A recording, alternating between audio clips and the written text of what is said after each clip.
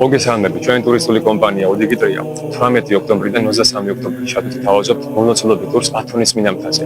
ამ დღეების განმავლობაში ჩვენ შევძლებთ და მოვიდოცოთ შემდეგ ადგილებს: წმინდა ქსენოფონტეს მონასტერს, დოქიარის მონასტერს, წმინდა ანას კიტს, წმინდა ანას მცირეს კიტს, სადაც იოსები სიკასი თავის ძმობასთან ერთად მოღვაწეობდა, ნიას კიტს, სადაც წმინდა იოსები სიკასის საფლავი მდებარეობს, წმინდა პავლეს მონასტერს, წმინდა ანდრიას კიტს, კარიეში არსებულ ღირსარსის ხატს, ასევე მოვილოცავთ კუტლუმუშის მონასტერს, პანაგუდას, სადაც წმინდა პაისი მთაწმინდელი მოღვაწეობდა და დამაგვირგვინებელი იქნება ივერთა მონასტერი.